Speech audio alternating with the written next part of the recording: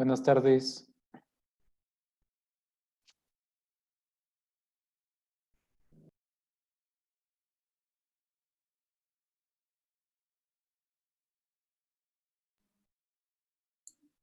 Buenas tardes, buenas tardes. Buenas tardes. Buenas tardes, Inge. Buenas tardes. Buenas tardes.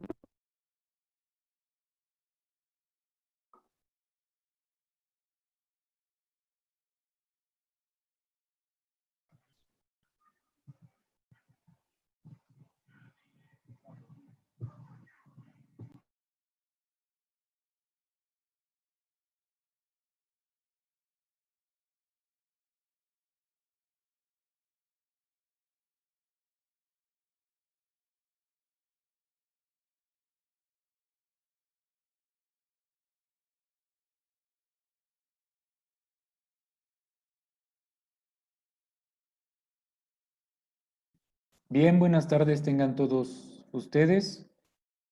El día de hoy quisiera comenzar comentándoles que las calificaciones ya están en la plataforma. Únicamente hay que considerar que no he sumado los 5 puntos restantes a los apuntes. Por lo tanto, a las calificaciones les faltan 5 puntos.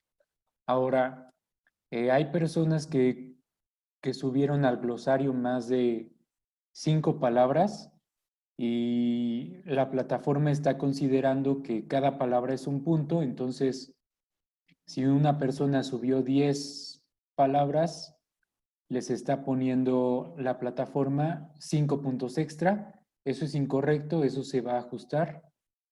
Entonces, si ustedes tienen sus 5 conceptos únicamente, solo resta sumarle esa calificación los 5 puntos de los apuntes.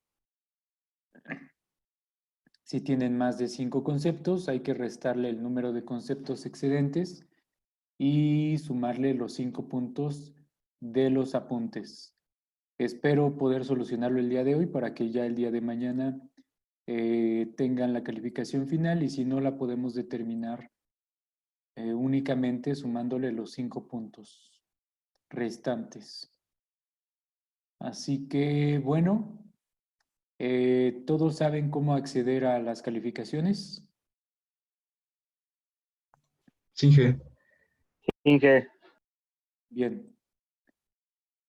En la parte superior derecha, donde está mi usuario, ahí le damos clic a mi foto, bueno, en el caso de ustedes a su foto, y ahí pueden ir a la opción de calificaciones. Ahí pueden ver las calificaciones y la rúbrica de evaluación tanto de sus prácticas como de su video. Entonces, bueno, vamos a iniciar con el tema 3. El tema 3 es acerca de los escurrimientos y el proceso de infiltración. Y para ello vamos a acceder a la plataforma. Yo les voy a compartir pantalla.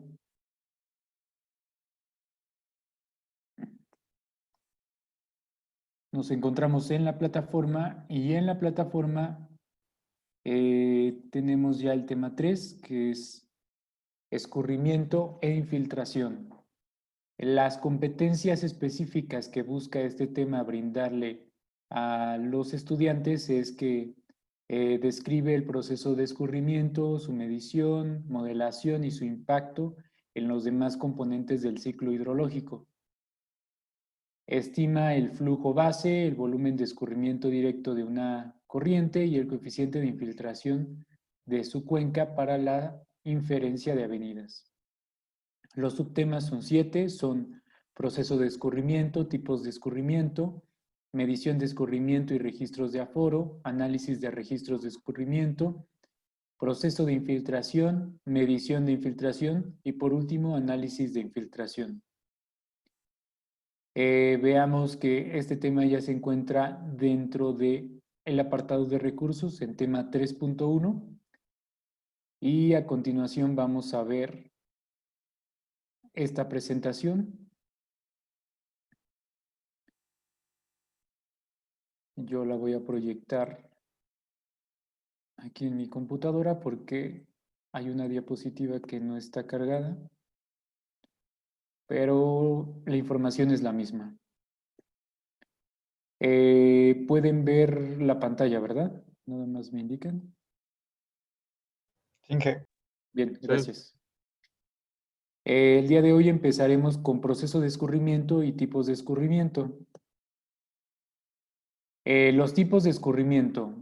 El escurrimiento es la parte de la precipitación que aparece en las corrientes fluviales superficiales perennes. Una corriente perenne quiere decir que se asocia a una corriente que es permanente durante todo el año. Por otro lado, una corriente intermitente o efímera es una corriente que generalmente solo se alimenta de las avenidas provenientes de una precipitación.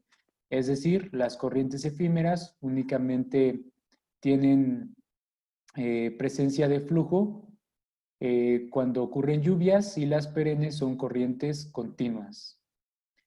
Entonces, el escurrimiento es la parte de la precipitación que aparece en las corrientes fluviales superficiales y que regresa al mar o a los cuerpos de agua interiores. Dicho de otra manera, es el deslizamiento virgen del agua que no ha sido afectado por obras artificiales hechas por el hombre. De acuerdo con las partes de la superficie terrestre en las que se realiza el escurrimiento, se pueden clasificar estos escurrimientos en tres tipos: superficial, subsuperficial y subterráneo.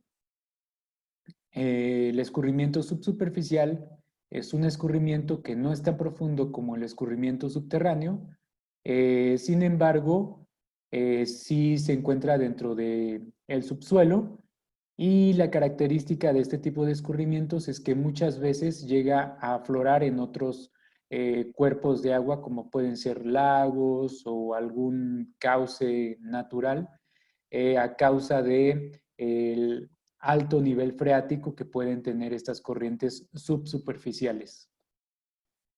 Este es un diagrama que explica el escurrimiento de acuerdo al autor Chow, de publicación, año de publicación 1964, de la totalidad de precipitación que vamos a considerar como precipitación total. La precipitación en exceso es la cantidad de agua que va a escurrir sobre la superficie. Por otro lado, vamos a encontrarnos con dos procesos diferentes. Uno es infiltración, pero la precipitación total no solo escurre por la superficie y se infiltra, sino que también hay un proceso de retención que se le conoce como intercepción, y también evapotranspiración por causa de la diferencia de temperaturas del clima, o incluso por la retención de las plantas que puede después generar esta evapotranspiración de la vegetación. Dentro de la infiltración tenemos que pertenece al escurrimiento subsuperficial, perdón, y este escurrimiento subsuperficial puede ser de dos tipos: puede ser rápido o puede ser lento. Generalmente el escurrimiento rápido se encuentra en una superficie, en una elevación un poco mayor, y debido a que se encuentra casi a la superficie de escurrimiento, este escurrimiento subsuperficial puede salir de nuevo o puede obedecer al mismo punto de drenaje de una cuenca. Esto quiere decir que tanto puede salir por un cuerpo de agua, el escurrimiento subsuperficial, como también puede escurrir obedeciendo o siguiendo la tendencia de la red de drenaje superficial del agua. Entonces, el escurrimiento subsuperficial, que es un poco más lento, generalmente forma este escurrimiento que se le conoce como escurrimiento base. ¿Qué es lo que pasa? Que cuando tenemos un escurrimiento superficial lento, este escurrimiento ya no obedece tanto la periodicidad de las lluvias, que quiere decir que a pesar de que tengamos un periodo de estiaje de a lo mejor 15 días o un mes sin lluvia, como el escurrimiento es muy lento, puede generar una continuidad en un punto de drenaje o en alguna sección del subsuelo aforada. Dicho de otra manera, el escurrimiento superficial rápido únicamente ocurre durante las tormentas y un poco de tiempo después de las tormentas. Este escurrimiento, que se debe principalmente a las tormentas, se le conoce como escurrimiento directo. Y por otro lado, el escurrimiento que tiene un mayor retraso y que tiene una característica de continuidad, se le conoce como escurrimiento base. A la suma tanto del escurrimiento directo como del escurrimiento base, más continuo, se le conoce como escurrimiento total.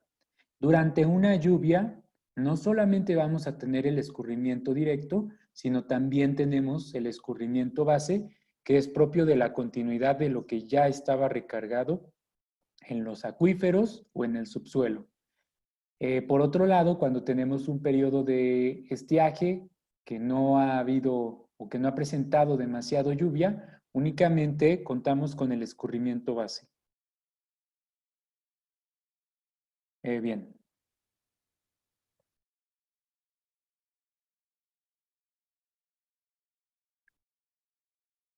Vamos a ver algunos conceptos. Este es el concepto de escurrimiento o escorrentía superficial y es la parte de agua que escurre sobre el suelo y después por los cauces de los ríos. Podemos notar una característica acerca de este escurrimiento superficial, que es que normalmente al presentarse una continuidad de flujo por una sección de suelo, esa sección de suelo se vuelve, bueno, tiene una propiedad de humedad, tiene una propiedad saturada de agua, lo que implica que puede funcionar como una superficie impermeable. Esto no pasa en una región o en un área de una cuenca donde únicamente se presentan corrientes cuando existe este proceso de lluvia, ya que al iniciarse una lluvia, lo que primero sucede en el suelo es que no infiltra luego el agua, sino que ocurre un lapso de tiempo de saturación del suelo. Una vez que el suelo está saturado, se llega a infiltrar un porcentaje de agua y asimismo se genera el escurrimiento superficial por esas secciones de suelo denominadas cauces, que pueden ser cauces secundarios o cauces principales. El escurrimiento subsuperficial es la parte de agua que se desliza a través de los horizontes superiores del suelo hacia las corrientes. Una parte de este tipo de escurrimiento entra rápidamente a formar parte de las corrientes superficiales y la otra le toma bastante tiempo unirse a ellas, es decir, con una velocidad mucho menor. Aquí podemos definir dos diferentes intervalos de escurrimiento, escurrimiento subsuperficial, y ambos escurrimientos forman o generan lo que es el escurrimiento base, que es esto que se menciona aquí. El escurrimiento subsuperficial es de tipo lento en profundidades mayores o rápido en la superficie. Aquí notamos una pequeña línea que se le llama línea freática, que es la línea que representa el nivel de aguas freáticas o nivel de aguas subterráneas. Por otro lado, el escurrimiento subterráneo es aquel que, debido a una profundidad, a una profunda percolación del agua infiltrada en el suelo, se lleva a cabo en los mantos subterráneos y que posteriormente, por lo general, descarga a las corrientes fluviales. Recordemos el concepto de percolación, que hace referencia a flujos subterráneos, pero a una velocidad muy pequeña. A la parte de la precipitación que contribuye directamente al escurrimiento superficial se le llama precipitación en exceso, recordando un poco el concepto que vimos hace algunas láminas. El escurrimiento subterráneo y la parte retardada del escurrimiento superficial constituye el escurrimiento base de los ríos, que tiene la característica de ser continuo. La parte de agua de escurrimiento que entra rápidamente en el cauce de las corrientes es a lo que se llama escurrimiento directo y es la suma del escurrimiento subsuperficial más la precipitación que cae directamente en los cauces. No así el escurrimiento subterráneo, únicamente el subsuperficial y la precipitación que cae superficialmente sobre los cauces. El autor Oid, en 1942, publica una descripción del ciclo del escurrimiento en 5 distintas fases. Vamos a ver esas fases. Durante la primera fase del proceso de escurrimiento, esta fase comprende la época seca en las que la precipitación es escasa o nula. Es decir, partimos casi de un escenario seco, donde tiene bastante tiempo que no ha ocurrido una precipitación o una lluvia. Las corrientes de los ríos, la corriente de los ríos es alimentada por los mantos de agua subterránea, únicamente el gasto o el caudal base. La evapotranspiración es bastante intensa y si esta fase no fuera interrumpida, llegaría a secarse en las corrientes. En regiones de clima frío, donde la precipitación es en forma de nieve, si la temperatura permite el deshielo, habrá agua disponible para mantener las corrientes fluviales, interrumpiéndose así la primera fase e iniciando la segunda. Es decir, que para zonas con relieves montañosos con una altura alta y que propenden a un clima tanto frío como húmedo y que tiene nieve, este deshielo de la nieve puede generar un escurrimiento superficial, lo que implicaría que no partiríamos de un estado de una época de sequía, sino que tal vez tendría cierto porcentaje de saturación el suelo en las corrientes principales. La nieve y el hielo juegan un papel bastante importante dentro del ciclo de las rocas. Si no han oído del ciclo de las rocas, es importante que lo investiguen. Es el procedimiento, o bueno, más bien el sistema en el cual las rocas se van moviendo desde zonas bastante altas, como pueden ser zonas montañosas, a través de un río y llegan así generalmente al mar.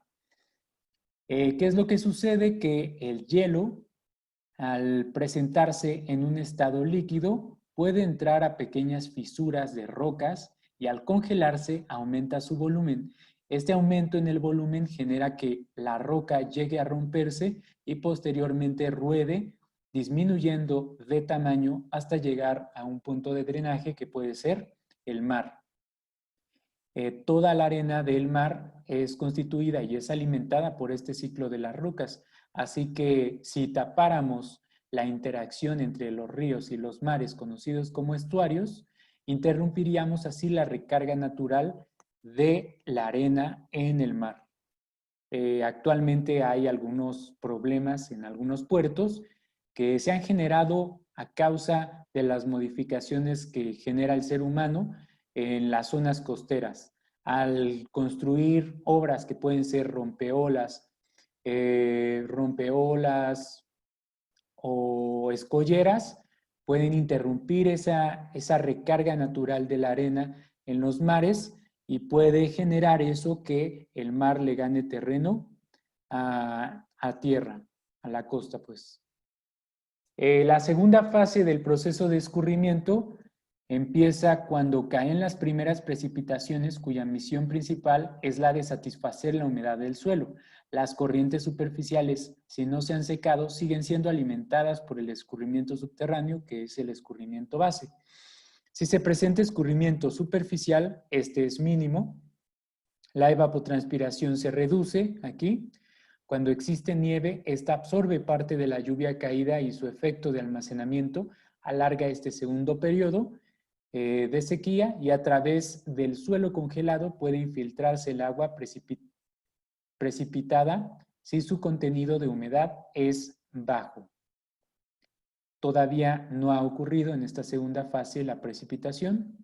Vamos a la siguiente fase, que es la tercera fase. Comprende el periodo húmedo en una etapa más avanzada. El agua de infiltración satura la capa de suelo y pasa por gravedad a aumentar las reservas de agua subterránea.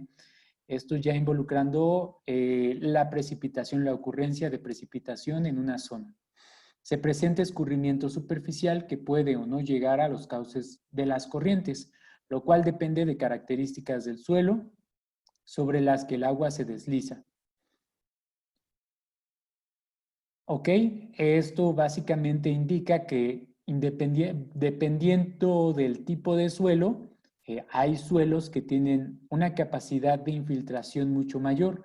Esa capacidad de infiltración mucho mayor puede retardar que el agua proveniente de una precipitación llegue a los cauces o las corrientes principales, o lo puede retardar, o en caso de que sea una lluvia demasiado corta, puede eliminar o puede evitar que esa agua llegue a una corriente principal de manera rápida, porque podría llegar por el subsuelo. Si el cauce de las corrientes aún permanece seco, el aumento del manto freático puede ser en esta fase suficiente para descargar en los cauces. Si las corrientes de agua sufren un aumento considerable, en lugar de que se alimente por el almacenamiento subterráneo, corriente efluente, la corriente contribuirá al incremento de dicho almacenamiento, corriente influente.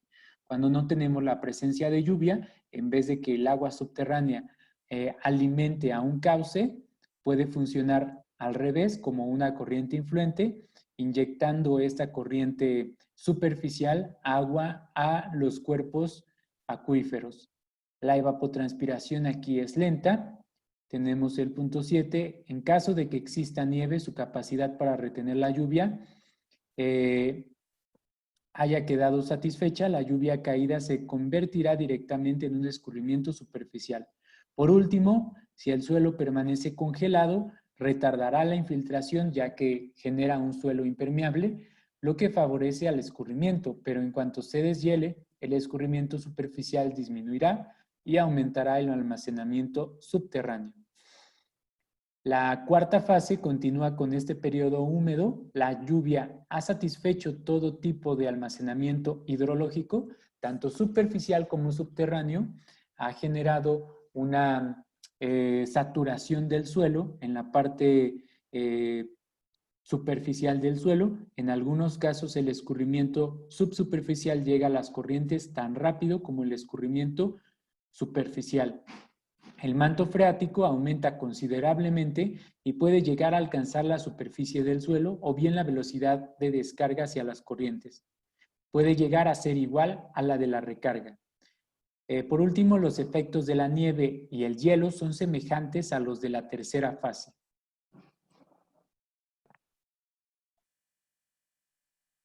Siguiente punto. Procesos del escurrimiento. El periodo de la lluvia cesa. Las corrientes de agua se abastecen del escurrimiento subsuperficial del subterráneo y del almacenamiento efectuado por el propio cauce. Tenemos que la evapotranspiración empieza a incrementarse. En caso de existir nieve, cuando la temperatura está bajo cero, produce una prolongación de esta fase. Y por último, esta fase termina cuando las reservas de agua quedan reducidas de tal forma que se presentan las características propias de la primera fase. Recordemos que la primera fase no siempre empieza de un periodo de sequía, sino que puede estar recargada por una contribución del hielo que se encuentra en las zonas altas montañosas. Algunos factores que afectan el escurrimiento.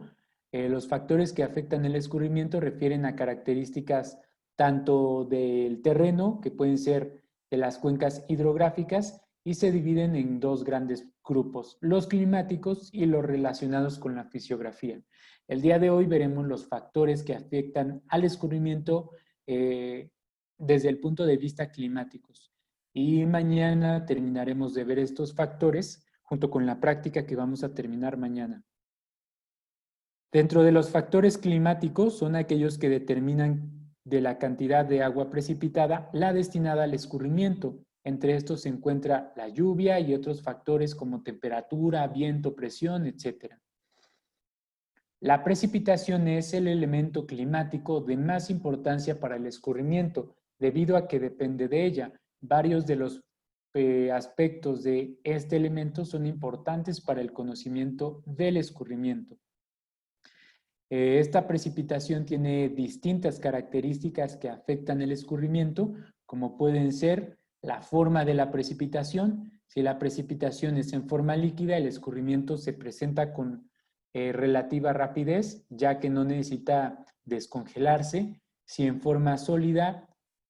en forma sólida, no hay ningún efecto, a menos que la temperatura permita la rápida licuefacción del material.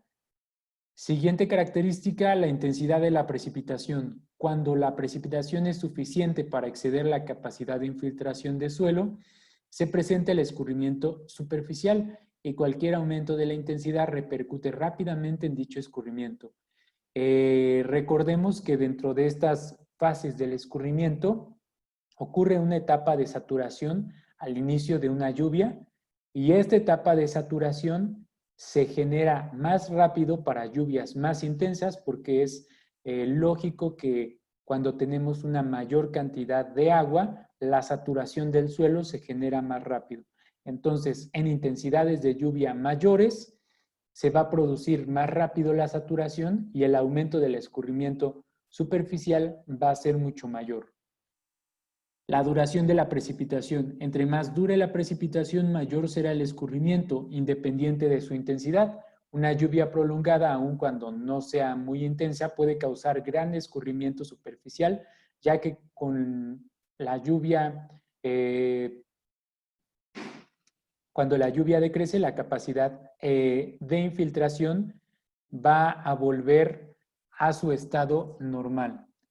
Siguiente punto, la distribución de la precipitación en el espacio.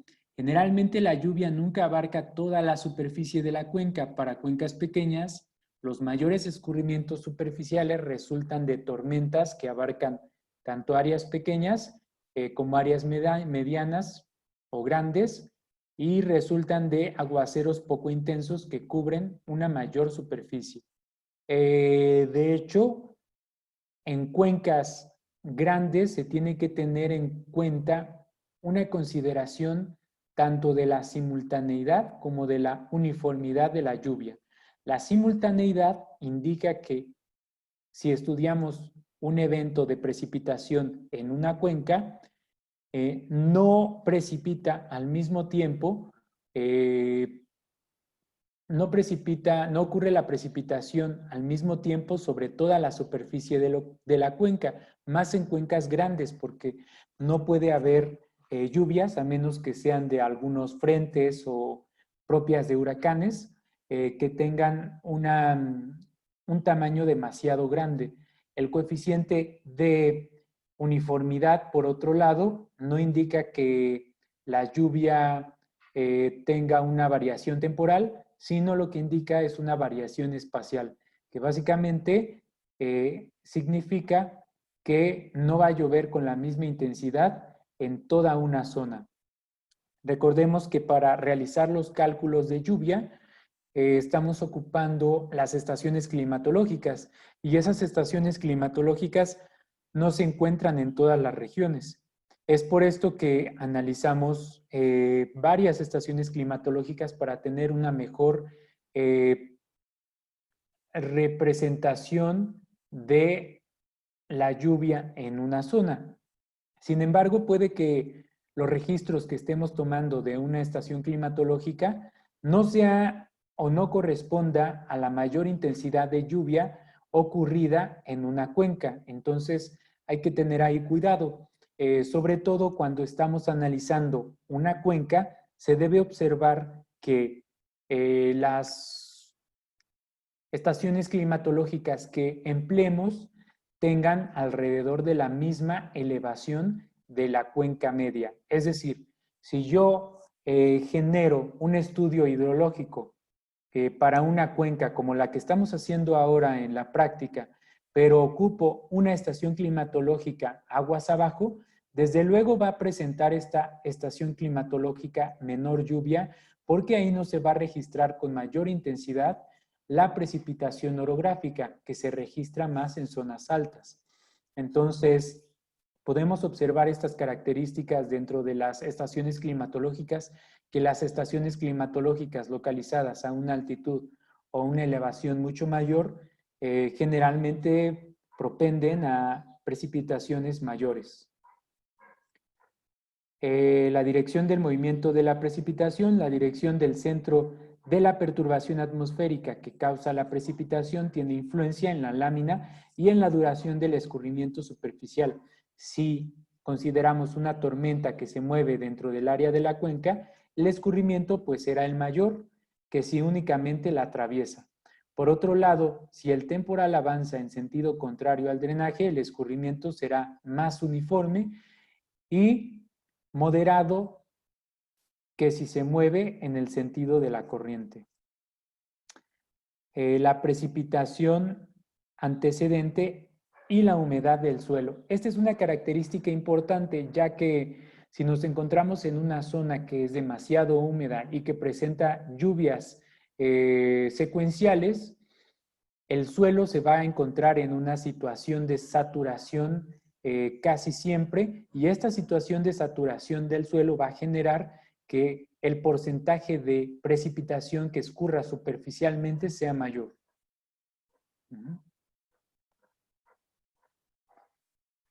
Otras condiciones que afectan el escurrimiento, hablando del clima, además de la precipitación, existen estos otros elementos que deben de tomarse en cuenta, aunque indirectamente. Entre ellos está la temperatura, el viento, la presión y la humedad relativa. Y bien, ahora vamos a empezar con un parámetro que es bastante importante y que mide la relación de agua escurrida superficialmente respecto a la cantidad de agua que se infiltra con base en la precipitación total ocurrida en una tormenta. Es decir, el coeficiente de escurrimiento es un porcentaje que representa la cantidad de la totalidad de agua que escurre, ¿sí?, de una precipitación total. ¿Ok? Entonces, este coeficiente de escurrimiento, dependiendo de los métodos, se calcula de diferente manera. Primero vamos a ver la metodología para determinar el coeficiente de escurrimiento para el método racional. Recuerden que ya en alguna práctica anterior ocupamos el método racional y que únicamente estimamos que este coeficiente era de alrededor del 20%, es decir, 0.20. También haremos el cálculo de otro tipo de otro coeficiente, que es el coeficiente de número de curva, que de igual manera es una relación de cuánta agua escurre respecto a la totalidad de una lluvia. El coeficiente de escurrimiento depende de las características y condiciones del suelo. A continuación se hace mención de algunos procesos importantes en el ciclo hidrológico para reconocer la cantidad de factores involucrados en el coeficiente de escurrimiento. El coeficiente de escurrimiento también se puede abreviar con las letras C mayúscula E. Algunos de estos factores que intervienen son la intercepción de la lluvia, la detención superficial, la evapotranspiración y percolación, flujo subsuperficial, infiltración, escurrimiento superficial y almacenamiento de la humedad en el suelo. La intercepción es el primer proceso que actúa redistribuyendo y modificando la precipitación sobre un área. La cantidad de precipitación que finalmente llega a una superficie de terreno depende en gran parte de la naturaleza y la densidad de la cubierta vegetal.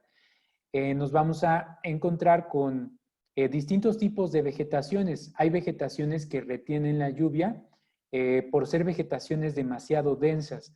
Además, en una zona con vegetación densa, lo que se genera es que el escurrimiento superficial pierda su velocidad y al perder la velocidad genera una mayor probabilidad de que ese volumen de agua se infiltre. O de las características de la cobertura artificial. En este caso nos encontramos con el nuevo tipo de suelo que ha generado el hombre a través de la construcción de casas, edificios, estacionamientos, carreteras con pavimentos, etc. Cuando llega una urbanización a una zona, el coeficiente de escurrimiento desde luego cambia. ¿Hacia dónde cambia? Cambia hacia aumentar la cantidad de agua que escurre con respecto a la totalidad de la precipitación. Al ocurrir una lluvia en una ciudad, por ejemplo, nos damos cuenta que el agua escurre por las vialidades, por el pavimento, por las azoteas, de igual manera por los patios, etcétera.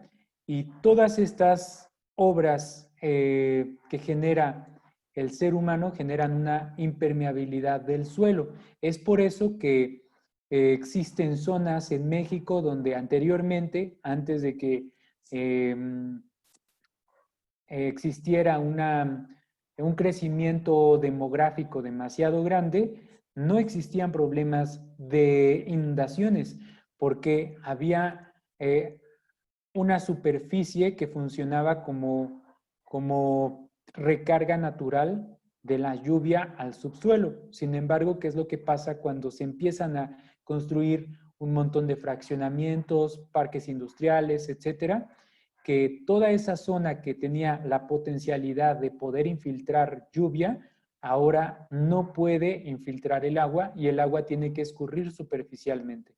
Ahí nos encontramos ahora con el problema de la conducción de las aguas superficiales. Y este es un punto bastante importante porque puede que hace 10 años se haya realizado correctamente algún estudio hidrológico. Hablemos, por ejemplo, del río de las Avenidas en Pachuca. Puede que hace 10, 20 años el río de las Avenidas haya sido lo suficientemente capaz para poder desalojar toda el agua proveniente de las precipitaciones. Aunado al cambio climático, que tiene una pequeña variación, el cambio de uso del suelo ha generado que más cantidad de agua escurra por el río de las Avenidas y por lo tanto ha incrementado los niveles de agua en todos los colectores. Esto, pues desde luego, genera una acumulación y una falta de capacidad de drenaje en nuestro sistema de drenaje pluvial.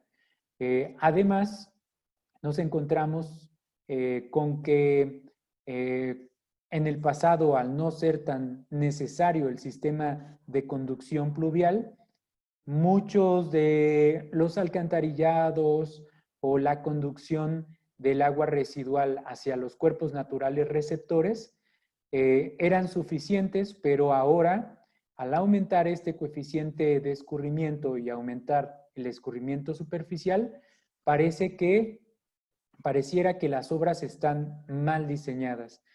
¿Qué es lo que sucede aquí? Que siempre en una obra hidráulica se tiene que considerar el crecimiento de la población en la estimación del coeficiente de escurrimiento. Tengamos en cuenta que no vamos a diseñar únicamente para las condiciones actuales, porque mi obra hidráulica no va a funcionar únicamente 20 años o más bien mi obra hidráulica tiene un periodo de vida que puede ser de 20 años o incluso más años. Y las condiciones de tipo de suelo no van a ser las mismas durante estos 20 años, sino que van a ir cambiando. Van a tender a aumentar la urbanización y por lo tanto aumentar la cantidad de escurrimiento superficial. Es difícil poder determinar cuál es el verdadero problema de una ciudad que tiene problemas de inundación, porque puede ser tanto el diseño hidrológico basado en un coeficiente de escurrimiento de hace varios años, como también la separación del sistema de drenaje en drenaje pluvial y drenaje sanitario. Entonces, en realidad depende, se tiene que ver como un sistema, pero también depende de cada zona el problema particular que tiene.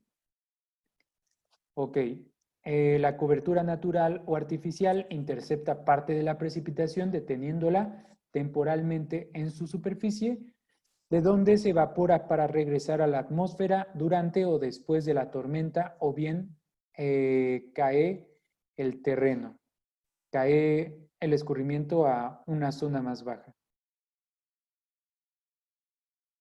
¿Ok?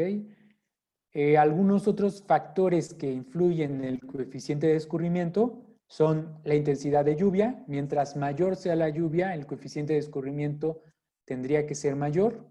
Pendiente del terreno, mientras mayor es la pendiente del terreno, mayor tiene que ser el coeficiente de escurrimiento, porque una pendiente grande va a generar una velocidad de escurrimiento mayor. Y esta velocidad de escurrimiento mayor implica que el agua va a tener menos tiempo en contacto con la superficie terrestre y va a tener menos oportunidad para infiltrarse. También la proximidad a un nivel freático. Si nos encontramos en una zona donde está demasiado próximo el nivel freático a la superficie, pues es muy probable que esa superficie se encuentre húmeda y que más rápido llegue a la saturación. Y por último, la urbanización es lo que habíamos comentado acerca de que el coeficiente de escurrimiento va a aumentar para zonas que son densamente pobladas y que están en planes de urbanización. Generalmente los diseños hidrológicos o los estudios hidrológicos se generan o se realizan para coeficientes de escurrimiento en condiciones actuales. Aquí mi recomendación sería que consideráramos esta variación en el coeficiente de escurrimiento a causa de la urbanización. De hecho, hay varios estudios publicados en revistas internacionales acerca de este efecto. Yo tengo un artículo que habla acerca de cómo la variación del uso de suelo en la zona de Villahermosa ha generado un mayor riesgo en esta zona para presentar distintos tipos de inundaciones. Entonces, sí, desde luego, la impermeabilidad del suelo va a generar mayores inundaciones.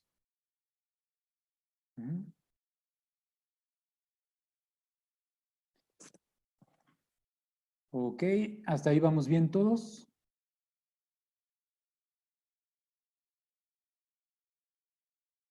Me indican nada más en el chat o pueden hablar igual. Bien. Vamos con otro de los métodos para estimar este coeficiente de escurrimiento o factor de escurrimiento. Es el método del número de curva. Uno de los métodos para calcular el factor fue desarrollado por hidrólogos del US Soil Conservation Service, que es el Servicio de Conservación del Suelo de los Estados Unidos, y es conocido como el método de número de curva, o N. Aquí el coeficiente de escurrimiento no se define por CE, sino se define por N, donde N es un valor relativo de escurrimiento directo que produce cada complejo hidrológico, entendiendo como complejo hidrológico una cuenca hidrológica o una cuenca urbana. Una cuenca urbana es una delimitación formada por la topografía, pero en una zona urbana que puede ser desde un fraccionamiento, una colonia, hasta un municipio. Siguiendo el mismo concepto de una cuenca hidrológica, que es que toda el agua que precipita en una zona converge al mismo punto de drenaje. Entre mayor sea el valor de N, que es el número de curva, mayor será el volumen de escurrimiento de una tormenta en la cuenca. Y este valor va desde 0 a 100. Esto quiere decir que 100 representaría un suelo totalmente impermeable que permite escurrir el 100% de la precipitación total superficialmente, y el valor de 0 indicaría que nos encontramos con un suelo que es altamente permeable y que la totalidad de agua precipitada va a llegar al subsuelo. Para condiciones combinadas o especiales de la cuenca, los valores de curva de n pueden ser pesados o estimados por interpolación. Una interpolación es un promedio. No dejemos de tener claro que tanto el método de regresión, de promedio aritmético es una interpolación porque está generando un promedio. Así también el método de isoyetas. El método de isoyetas no es más que un promedio de valores. Es como el promedio que realizamos cuando generamos un levantamiento topográfico.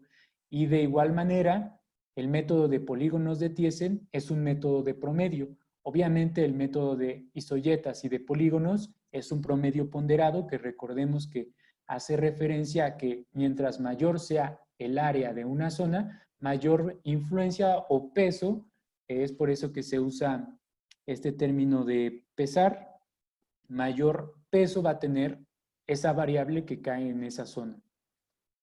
Para calcular el valor de curva n, escurrimiento directo o lluvia en exceso, por este método se necesitan datos de uso de terreno, tratamiento o práctica del suelo, condición hidrológica y tipos de suelo. Es decir, vamos a realizar una clasificación del suelo de acuerdo a estos 4 parámetros.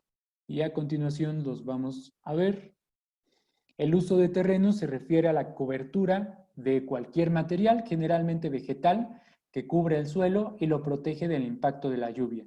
Por otro lado, el tratamiento tiene que ver con las diversas prácticas agrícolas usadas en el rancho. Dependiendo de si nos encontramos en una zona de gran productividad agrícola, hay distintas alternativas o opciones que se realizan en el suelo o cambios de suelo, precisamente para mantener la humedad y en una lluvia poder almacenar agua. Estas alternativas se pueden realizar mediante surcos, que son hoyos que permiten la infiltración y el almacenamiento de agua en una zona agrícola. También curvas de nivel o terrazas que generan zonas más planas que permiten que el suelo tenga una mayor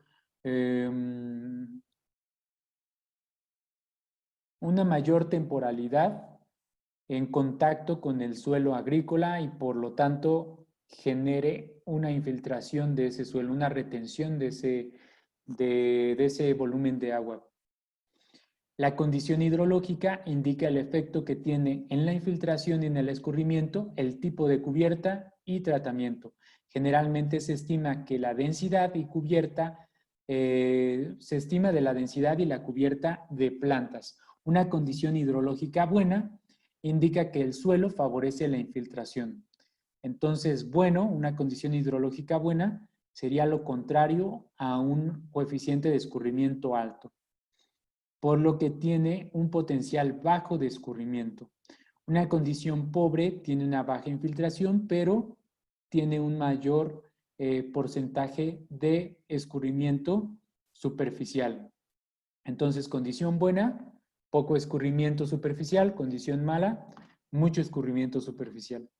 Los tipos de suelo a partir de los cuales se obtienen N puede ser de 4 tipos y se clasifican como A, B, C y D, de acuerdo a la velocidad de infiltración del agua.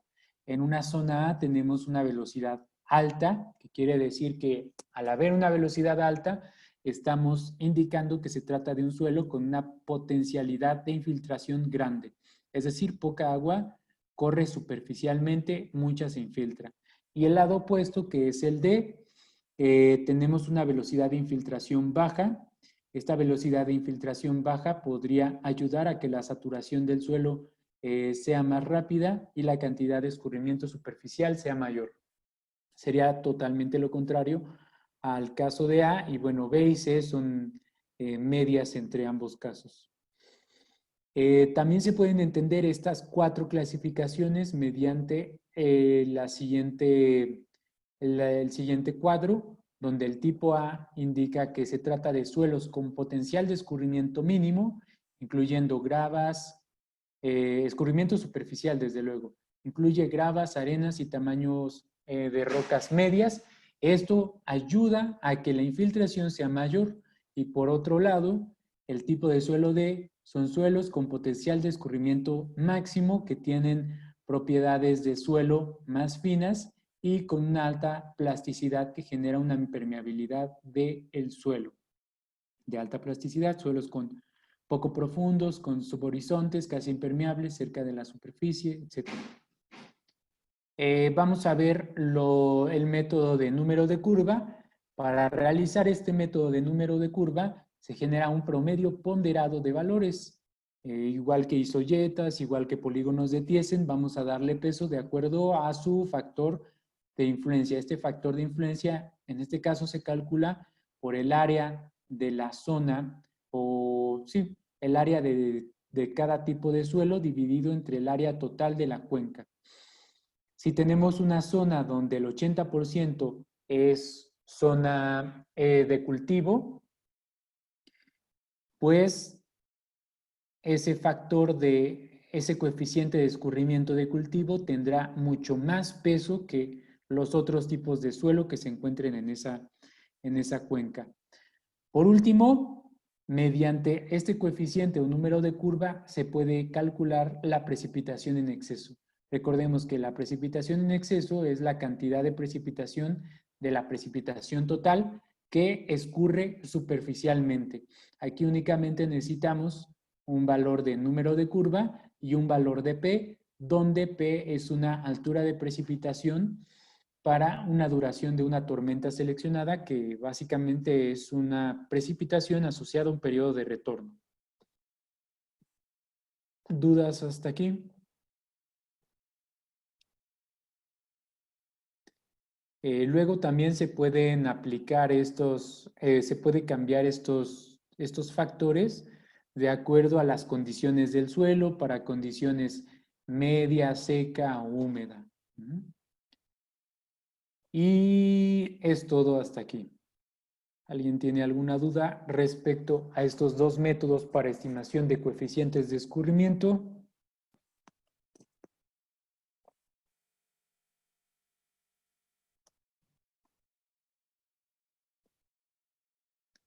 Parece que no. Así que, bueno, son las 4:55 de la tarde. Vamos a tomar un receso de